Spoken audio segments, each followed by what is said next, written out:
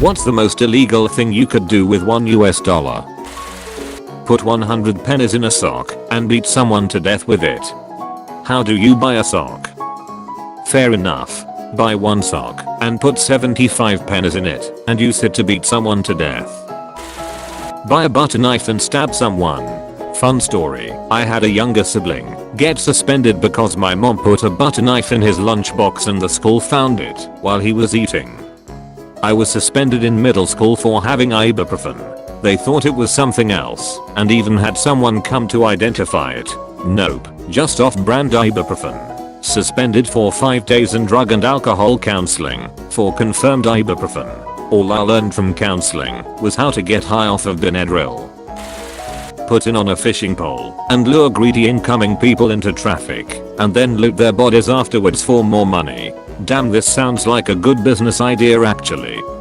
I feel like the kind of people who would run into traffic after a $1 bill aren't the people who drop the best loot. I guess you can make it up with quantity. Folded correctly, it can become a deadly blockage in the airway.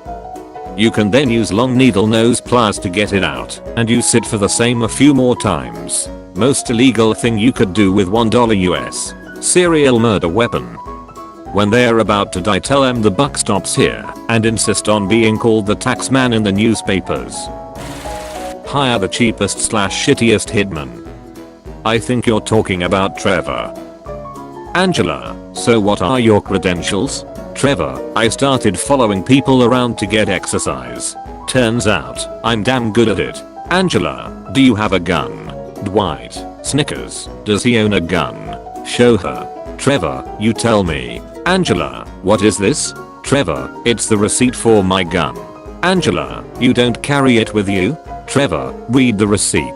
That's a $300 gun. Someone could steal it. Dwight, do you have any idea how many guns Trevor's had stolen from him? Trevor, now I keep it in a safe. Dwight, MMHMM. Good safe. Trevor, oh, you tell me. Shows Dwight receipt. Dwight, wow. Start asking everybody I know if they are willing to sell me a bomb capable of killing thousands of people for $1 and then going through with the plan when the FBI inevitably sends an undercover agent to sell a fake bomb to me. Spray it with easy off oven cleaner bake, then wipe off ink. Reprint it as a $100 bill.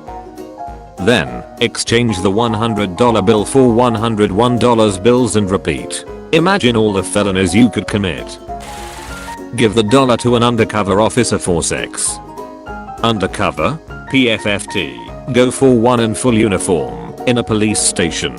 Offer it by trying to stick the money up their butt while it has a shitload of cocaine inside. If it's going up his butt, ain't anything a shitload? Rslash show her thoughts.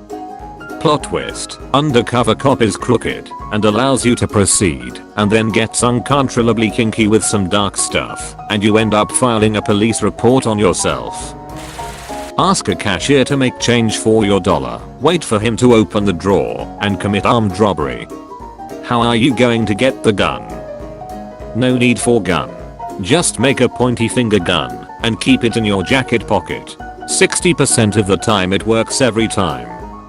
As a former gas station clerk, according to company policy we're supposed to give the money, even if they're obviously faking having a gun. So it probably works more than 60%. I think I remember an AMA years ago from someone who used to rob banks that said he never took a gun with him, because that could make the situation so much worse. He always just passed a note that said something like, "This is a robbery, quietly give me $X. Never implied a weapon or a threat or anything, just stated it was a robbery and his demand, and they always did, because that was their policy. I wonder if you could leave the "this is a robbery" part off the letter and still get the money. You might be able to make a plausible case against robbery using the "I just asked for it and they gave it to me" defense.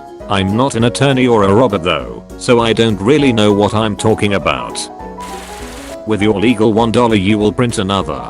With the illegal fake $1 you go to the gas station and purchase $1 worth of gas. You now have gas bought with a legal tender. You sell the gas to some kids that want to use it for whatever illegal purpose they have in mind. You have now aided in their crime. Proceed to use the funds you gained from selling the gas to purchase more gas. Repeat until a substantial amount of money is gained. Never pay taxes on the money gained. When the feds show up, you use the gas you're selling to light them on fire and go on the run. You buy a car in cash with the money you made, and with the original $1 you had, you go to the strip club and ask the bartender for some change for the dollar. Proceed to throw your change at a stripper and you get your ass kicked in the parking lot. Bloody and beaten, you take some spare gas you were selling and burn the strip club down, laughing maniacally while the feds catch you. You're charged with and a lot of other shit, and then you explode because in your free time you learned how to build a bomb out of horse shit and shoe polish. The end. Meant with the illegal man. Like and subscribe to stay out of prison.